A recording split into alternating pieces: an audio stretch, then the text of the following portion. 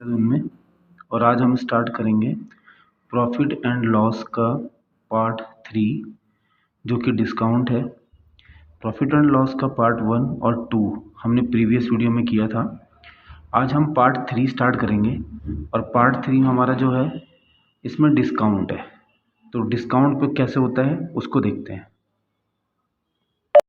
देखिए, एक होता है अंकित मूल्य। अंकित मूल्य होता है मार्क प्राइस। मार्क प्राइस मतलब अगर कोई भी सामान लेने जाते हो तो उस सामान के ऊपर जो प्राइस छपा हुआ होता है उसको बोलते हैं अंकित मूल्य। तो देखो, अभी तक हमने पढ़ा क्रय मूल्य, विक्रय मूल्य, लेकिन अब नया एक मूल्य है जिसका नाम है अंकित मूल्य। तो अंकित मूल्य क्या होता है? मार्क प्राइस जो छपा हुआ रहता है। क्रय मूल्य होता है सीपी, जिससे आप चीज़ों को खरीदते हैं। तो खरीदना आपका जो मूल्य है वो क्रय मूल्य है, जो छपा हुआ है वो अंकित मूल्य है। विक्रय मूल्य है बेचना, मतलब कोई दुकानदार उसे कितने में बेच रहा है उसको बोलते हैं विक्रय मूल्य। तो अंकित मूल्य, क्रय मूल्य, विक्रय मूल्य। और एक नया चीज़ है बट्टा, जिसको आप डिस्काउंट कहते हैं। डिस्काउंट होता है छूट, कि आपको कितनी छूट मिलनी चाहिए। तो और ये भी ध्यान रखना है, डिस्काउंट हमेशा मार्क प्राइस पे मिलेगा। जो भी हमारा छपा हुआ मूल्य है उसी पे हमेशा डिस्काउंट मिलता है। ऐसा नहीं कि क्रय और विक्रय पे आपको डिस्काउंट मिल जाएगा। डिस्काउंट हमेशा अंकित मूल्य पे मिलेगा। मतलब अगर उस पर छपा हुआ, कहते हैं कि 500 रुपये छपा हुआ है और 20% छूट है, तो 500 रुपये का 20% छूट का मतलब वो डिस्काउंट है। तो जो छपा हुआ है उसी पे ही आपको डिस्काउंट मिलेगा, उसके अलावा आपको डिस्काउंट नहीं मिलेगा। तो आपको ये 4 चीज़ ध्यान में रखनी है: अंकित मूल्य, क्रय मूल्य, विक्रय मूल्य और डिस्काउंट। तो इनके क्वेश्चन कैसे करते हैं आइए वो देखते हैं। 3 क्रमागत बट्टों 30%, 20% और 30% के समतुल्य बट्टा क्या होगा? एक दुकानदार आपको 3 डिस्काउंट देता है लेकिन टुकड़ों में देता है, और आप चाहते हैं कि हमें एक इंडिविजुअली मिल जाए। तो ये तीनों किसके इक्वलेंट होंगे? ये तीनों किसके इक्वलेंट होंगे, मतलब टुकड़ों में ना देना पड़े और आप डायरेक्ट ले लें।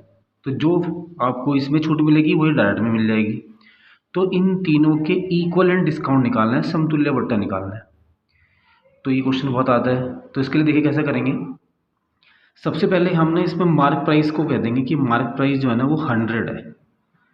मार्क प्राइस को क्या कह देंगे? 100। अब जैसे जैसे वो हमें छूट देता रहेगा हम इसमें लिखते रहेंगे। तो देखो, मार्क प्राइस उसने 100 बोला, फिर कहता है कि भाई 30% छूट है, तो जो हम देंगे, तो देखो जब 30% छूट है तो हम उसको 70% ही तो देंगे। हम वो लिख रहे हैं जो हम उसको दे रहे हैं। तो उसने पहले हमें 30% छूट दी, हमने उसको 70% दे दिया। फिर उसने इसमें हमें 20% छूट दी, तो हमने इसी का 80% उसे दे दिया। फिर उसने इस पूरे में हमें 10% और छूट दी, तो हमने उसको 90% दे दिया। हम वो लिख रहे हैं जो हम उसको दे रहे हैं। तो इस तरीके से हमने क्या लिख दिए, जो हमने दिया वो हमने लिख दिया। बस अब सिंपल आपको सॉल्व कर देना है, और सॉल्व करके जो आंसर आएगा वही हमारा। देखिए किस तरीके से करेंगे। तो ये 70/100 हो जाएगा, ये 80/100 हो जाएगा, और ये 90/100 हो जाएगा। तो कैलकुलेशन से ये दोनों कट जाएंगे। 1 2 1 2 ये कैंसिल हो जाएगा, इससे ये कैंसिल हो जाएगी। तो जैसे ही आप इन सबकी मल्टीप्लाई कराएंगे, 7 की, 8 की और 9 की, इन सब की मल्टीप्लाई करा दीजिए। मल्टीप्लाई करा के इनका आ जाएगा 504। मल्टीप्लाई कराएंगे ना इन तीनों की, और नीचे क्या चल रहा है? 10। तो जैसे आप 10 से डिवाइड करेंगे इसको, तो हमारा आ जाएगा 50.4। तो 100 MRP था और उसमें से 50.4 हमने दे दिया। तो फिर डिस्काउंट कितना मिला? तो 100 में से 50.4 को हम माइनस कर देंगे। तो माइनस करने के बाद हमारा आंसर आ जाएगा कितना? 40, जितना भी आएगा माइनस कर देते हैं, 49.6। तो ये हमारा जो है डिस्काउंट है, मतलब समतुल्य है। इन तीनों के समतुल्य क्या है? 49.6। इन्हें ऐड करके भले ही 60 आ रहा है, लेकिन ये 60 टुकड़ों में और ये इंडिविजुअली दोनों सेम है। तो इस तरीके से आपको ध्यान रखना है। पहले इसके लिए हम MRP को मान लेंगे 100। 30% छूट देता है तो हम 70% देते हैं, वो 20% छूट देता है हम 80% देते हैं, वो 10% छूट देता है तो हम 90% देते हैं। तो ये वो लिखा जो हमने दिया। फिर परसेंटेज आपको बताइए, हटाते हैं तो नीचे 100 हो जाता है। कैंसिल करने के बाद सॉल्व करके हमारा 504/10 आ गया, और इसको हमने 10 से डिवाइड करा तो 50.4 आ गया। ये वो है जो हमने दिया। तो डिस्काउंट कितना मिला? डिस्काउंट के लिए हमने 100 में से इसको माइनस कर दिया। नेक्स्ट क्वेश्चन देखते हैं। एक कमीज का मूल्य 450 रुपये है, मतलब जो कमीज के ऊपर मूल्य लिखा हुआ था वो 450 है। इस पे 2 क्रमागत बट्टी दिए गए, मतलब 2 डिस्काउंट दिए गए क्रमागत।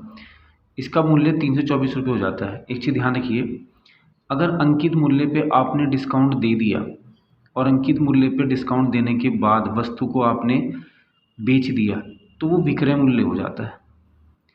डिस्काउंट देने के बाद जिस पे वस्तु बिकती है वो विक्रय मूल्य हो जाता है। अभी उस पर 450 छपा हुआ था, लेकिन 450 में बिकी नहीं, बिकी 324 में। तो 450 तो मार्क प्राइस है और जो 324 है ये उसका विक्रय मूल्य है। तो देखो क्या बोलता है, 2 क्रमागत बट्टे देने के बाद 324 हो जाता है। यदि दूसरा बट्टा 10% का हो तो पहला बट्टा कितना था। तो हमने बोला भाई मार्क प्राइस 450 है। पहला डिस्काउंट हमें नहीं पता, लेकिन हमें पता है कि डिस्काउंट को 100 में से माइनस करके ले चलते हैं। तो हमने बोला भाई पहला डिस्काउंट है 100 माइनस X%, क्योंकि डिस्काउंट जो भी होता है वो लिखते हैं जो हम दे रहे हैं। तो अगर X% डिस्काउंट है तो 100 में से माइनस करना ही है। दूसरा 10% का है तो इसका मतलब 90% दिया, और डिस्काउंट देने के बाद वस्तुओं का विक्रय मूल्य आ जाता है। ये आप ध्यान रखेंगे। जैसे आप अंकित मूल्य पे छूट देंगे और छूट देने के बाद जो मूल्य आता है उसको बोलते हैं विक्रय मूल्य। अब यहाँ सिंपल सॉल्व कर देंगे और सॉल्व करने के बाद x की वैल्यू निकाल देंगे। परसेंटेज है तो नीचे 100 हो जाएगा, ऐसे यहाँ पे 90 है तो नीचे क्या हो जाएगा 100 हो जाएगा।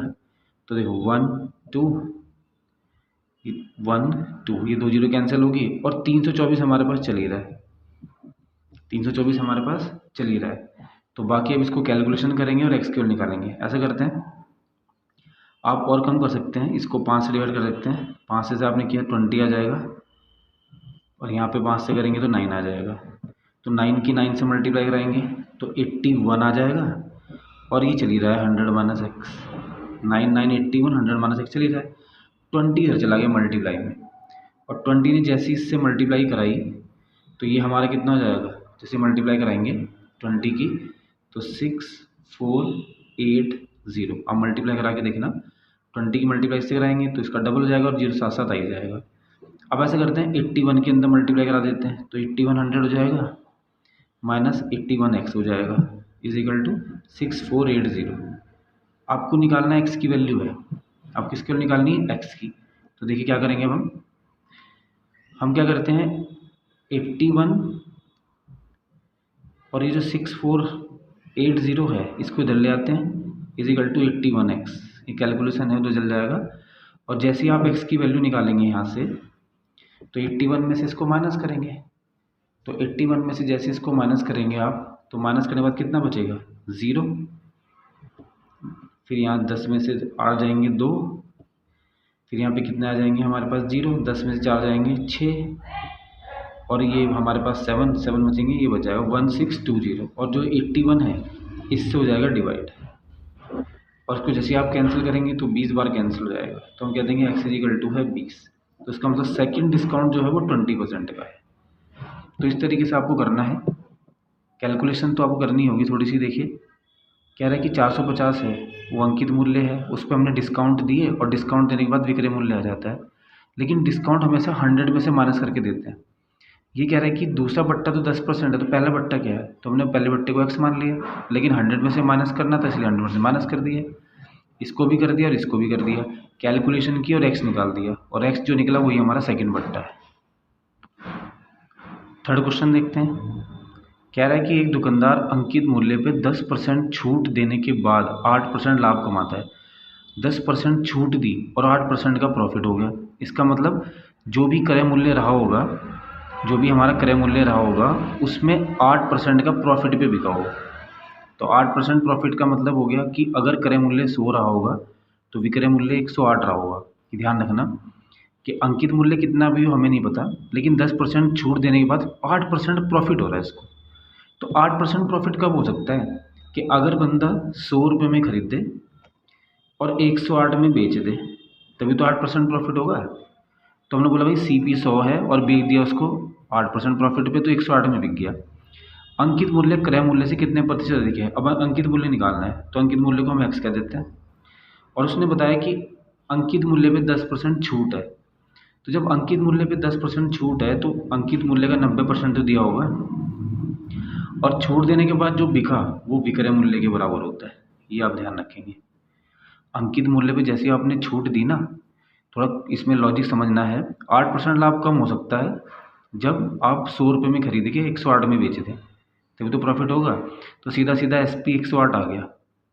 अंकित मूल्य को x मान लिया और x पे 10% छूट भी 11 होगी। तो जब x का 10% छूट होगी तो हमने कितने बेचा होगा, x के 90% में, और x के 90% विक्रय मूल्य के बराबर आ गया। यहाँ से आप x निकाल देंगे, 90/100 हो जाएगा। बाकी तो कैलकुलेशन है, तो ये कैंसिल हो गया। देखो इससे डायरेक्ट कैंसिल कर सकते हैं आप, कोई दिक्कत नहीं है।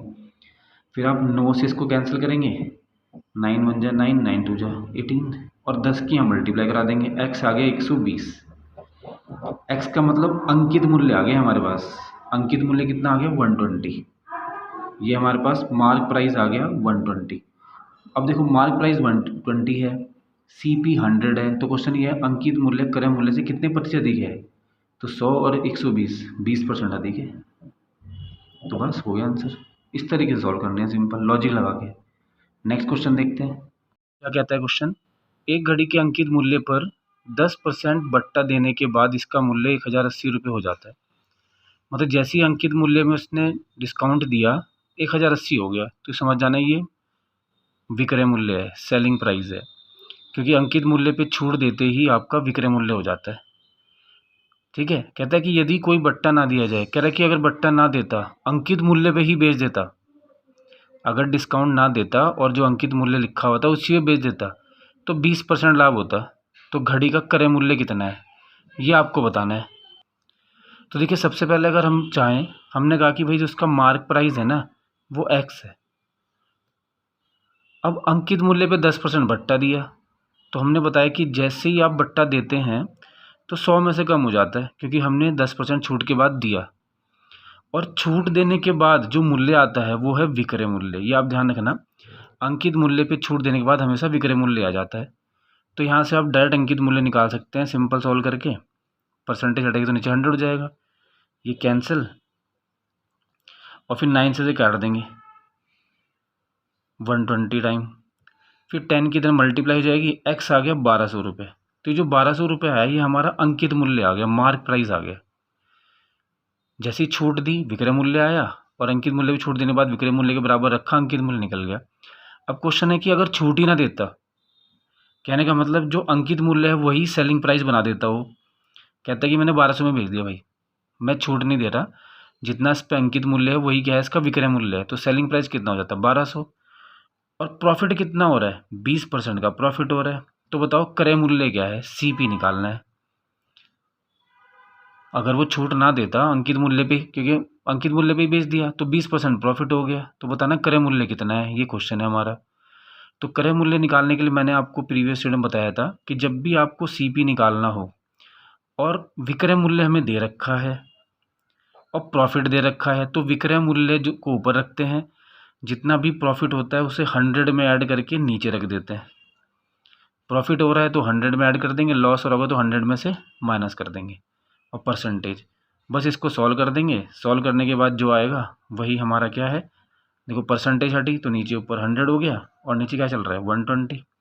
तो इससे एक बार कैंसिल हो गया, 12 से ये 10 बार कैंसिल हो गया। तो जैसे ही हमने इसकी मल्टीप्लाई कराई 1000 रुपये आ गया। तो ये जो 1000 रुपये आया यही हमारा क्या है, CP कॉस्ट प्राइस है। तो 1000 रुपये कॉस्ट प्राइस आ गया। तो इस तरीके से सॉल्व करना है।